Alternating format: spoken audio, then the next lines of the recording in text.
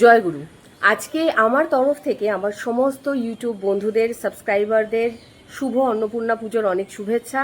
এবং আজকে রামনবমী, আপনারা সবাই জানেন। আজকে কিন্তু ভীষণ অসপিশিয়াস একটা ডে। তো আজকে কিন্তু একটু ম্যানিফেস্টেশন করাই যায়। তো আজকে আপনারা কি করবেন বেসিক্যালি, আপনারা সবাই জানেন আজকে অন্নপূর্ণা পূজা। দেখুন, আমি যেখানে দাঁড়িয়ে আছি আপনারা হয়তো দেখতে পাচ্ছেন, এখানেও কিন্তু অন্নপূর্ণা মায়ের, আমি যদি জানি না আপনাদেরকে কতটা দেখাতে পাচ্ছি, এখানেও কিন্তু অন্নপূর্ণা পুজো হয়েছে আমি যেখানে আছি।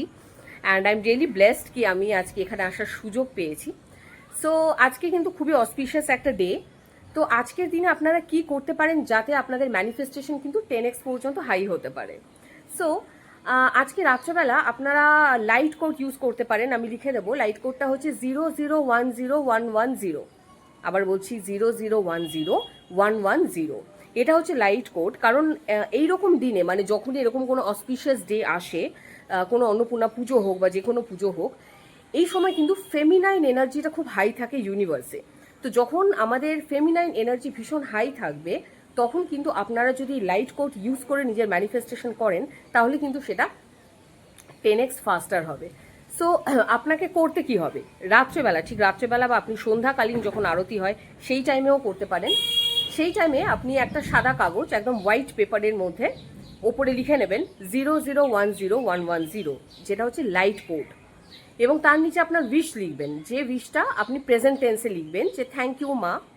আজকে যেমন অন্নপূর্ণা পুজো, সেটা দিয়ে আপনি লিখতে পারেন যে মাতারানীর কৃপায় আমি আমার চাকরিটা পেয়ে গেছি, থ্যাংক ইউ সো মাচ। মাতারানীর কৃপায় আমি অনেক সুস্থ হয়ে গেছি, প্রেজেন্ট টেন্সে লিখবেন যে মাতারানীর কৃপায় আমি so blessed, I am so blessed কি আমাকে মাতারানী সুস্থ করে দিয়েছে, আমি একদম ফিট অ্যান্ড ফাইন আছি। এইভাবে পজিটিভিটি দিয়ে আমি একদম সুস্থ আছি, এই যে কথাটা আপনি বলবেন, মেক শিওর এটা যেন আপনার নাভি থেকে ওঠে, আমি একদম সুস্থ আছি, রিফ্রেশ, এরকম করে যত জোরে এইভাবে বলবেন নিজের নাভি থেকে যখন উঠবে, সেটা কিন্তু আপনার সাবকনশিয়াসের মাইন্ডে গিয়ে কিন্তু হিট করবে। সো আরও একটা কথা আমি বলতে চাই আপনাদেরকে, যেহেতু আজকে বা অন্নপূর্ণার পুজো। সো আমরা যখন কোনো ঠাকুরের কাছে যাই, নিজেদের প্রার্থনা করি, মায়ের কাছে প্রার্থনা করি, আপনারা কিভাবে বলেন যে মা আমাকে চাকরিটা দিয়ে দাও, মা আমি ভীষণ কষ্ট পাচ্ছি, আমার এই প্রবলেমটা থেকে তুমি উদ্ধার করো, এইভাবে কি বলেন? তাহলে কিন্তু আপনি ভুল করছেন। এইভাবে ঠাকুরের কাছে চাইবেন না। ঠাকুরের কাছে আপনি যদি এইভাবে চান, তার মানে কি, আপনি কিন্তু ডেসপারেট হয়ে যাচ্ছেন, মানে ইউনিভার্সের সিগন্যাল যাচ্ছে ওই জিনিসটা আপনার কাছে নেই। আপনি ধরুন মাকে গিয়ে বললেন, মা আমি ভীষণ অসুস্থ, আমাকে সুস্থ করে দাও। তার মানে ঠাকুর কি ভাবছে, আপনি অসুস্থই আছেন। আপনি তো অসুস্থ আছেন, তাহলে আপনি সেই অসুস্থতাটাকে আরও বেশি কিন্তু অ্যাট্রাক্ট করবেন। আমি জানি এখানে কিন্তু আমার সাথে আপনাদের একটা মতের অমিল হতে পারে, রাইট? তো আমি একটু বুঝিয়ে বলছি কেন মতের অমিল হবে।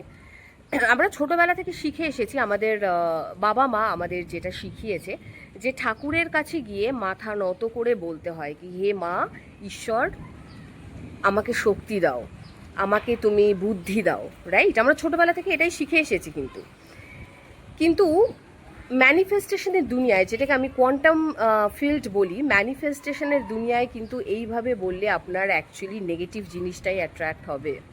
কারণ আপনি যে জিনিসটা আপনার কাছে নেই সেটাকে নিয়ে বারবার বলছেন মা আমাকে দাও, মানে আপনি যে ঠাকুরের কাছে চাইছেন, তার মানে আপনি ভিখারির মতো চাইছেন মা আমাকে দাও, তার মানে আপনি নিজেকে প্রতিপন্ন করতে চাইছেন আমি ভিখারি, আমার কাছে নেই, আমাকে দাও। হিন্দিতে ওই যে কাহাওয়াতটা আছে না, যে ইয়ে যে খুদা হ্যায় না, जो भगवान है भरे हुए को भरता है और जो खाली है उसको खाली करता है। এই কথাটার কিন্তু বিশাল বড় মানে আছে। আপনি দেখুন না, আমরা বড় বড় জায়গায় চাকরি করছি, কেউ সফটওয়্যার ইঞ্জিনিয়ার, কেউ ডেভেলপার, কেউ ধরুন ঠান্ডা ঘরে বসে চাকরি করছে, রাইট? তারা কি অনেক পরিশ্রম করছে? একটু ভেবে বলুন তো। সব থেকে বেশি পরিশ্রম টাকা ইনকাম করার জন্য কারা করে বলুন তো? কারা করে? আমি বলি, রিক্সাওয়ালারা করে, রিক্সাওয়ালারা। আমাদের পাড়ায় কিন্তু রিক্সা চলে, কারণ আমি শিয়ালদার মেয়ে। সো আমাদের পাড়ায় কিন্তু রিক্সা চলে, এবং যারা হাতে টানা রিক্সা যারা চালায়, তারা তো মানুষের ওজনটাকে নিচ্ছে, রাইট? তো তারা প্রচুর পরিশ্রম করছে, তারা ঠাকুরের কাছে দিন রাত বলছে যে ঠাকুর কিছু একটা করো, আমার কাছে টাকা চলে আসুক। তো কি মনে হচ্ছে ঠাকুর তাদের কথা শুনছে? কিন্তু সেইখানে একটা লোক ঠান্ডা ঘরে বসে এসিতে বসে কাজ করছে, they are using their brain use করছে, তারা দেখুন প্রত্যেকটা মাসে লাখো লাখো টাকা কামাচ্ছে, তাই নাকি? তার মানে হচ্ছে, আমার বলার বক্তব্য একটাই, আপনি যখনই ঠাকুরকে ডাকবেন আপনার কাছে কি নেই সেটা কিন্তু বলবেন না, বরঞ্চ আপনার কাছে যেটা আছে, যেটুকু আছে, সেটা নিয়ে গ্র্যাটিটিউড ফিল করুন। থ্যাংক ইউ মা। ইভেন আমি আজকে যে এই পুজো বাড়িতে আসতে পারবো সেটাও কিন্তু জানতাম না, একটা পার্সোনাল এক্সপিরিয়েন্স থেকে আপনাদের কাছে শেয়ার করছি। আমার খুব একটা শরীর ভালো নেই, যদিও এই কথাটা বলাটা উচিত না personally. I am feeling feverish, কিন্তু তাও আমি মায়ের কাছে এসে বলিনি যে আমার জ্বর হয়েছে, আমার কষ্ট হচ্ছে। আমি মায়ের কাছে এসে বলেছি, গ্র্যাটিটিউড দেখিয়েছি যে ধন্যবাদ মা, আজকে মা অন্নপূর্ণার কৃপাতে আমি কিন্তু এই পুজো বাড়িতে এসে উপস্থিত হয়েছি। এটা কিন্তু একটা গ্র্যাটিটিউড ফিল করা। তো মনে রাখবেন, আপনি যত বেশি গ্র্যাটিটিউড দিতে থাকবেন তত বেশি কিন্তু এই ব্রহ্মাণ্ড বা ইউনিভার্স আপনার সেই কথাটাকে রেসপন্স করতে থাকবে। আজকে দেখুন না, আম্বানি বলুন বা আদানি বলুন, তারা কিন্তু যত বেশি গ্র্যাটিটিউড ফিল করেছে তত বেশি কিন্তু তারা তাদের পয়সায় ভরে গেছে, বা তারা কিন্তু আরও বেশি করে ধন অ্যাট্রাক্ট করেছে। আজকে আপনি ইলন মাস্ককে দেখে নিন, ইলন মাস্কের কিন্তু 3-4 বার ব্যাংকরাপ্ট হয়ে গেছিল, কিন্তু কখনো তিনি ফিল করেননি এটা যে আই এম ব্যাংকরাপ্টেড। বরঞ্চ যা আছে সেটাকে নিয়ে তিনি কিভাবে দ্বিগুণভাবে বিজনেস বাড়াতে পারবেন সেটার দিকে তিনি বেশি ফোকাস করেছেন। সুতরাং ভগবানের কাছে গিয়ে কখনো এটা চাইবেন না যে মা আমার কাছে এটা নেই, আমাকে দিয়ে দাও, বরঞ্চ এটা চাইবেন যে যেটা আমার কাছে আছে সেটাই বেস্ট, এবং যেটা বেস্ট সেটা আমার জন্য আসতে চলেছে, অ্যান্ড আই নো দ্যাট সেটা রাইট টাইমে ঠিকই চলে আসবে। এইভাবে ঠাকুরের কাছে গিয়ে প্রার্থনা করুন, এবং আজকের লাইট কোডটা করতে কিন্তু ভুলবেন না। আর আমার চ্যানেলটাকে ফলো করতে থাকুন, universe unlock by Rumki Bhattacharya. Thank you.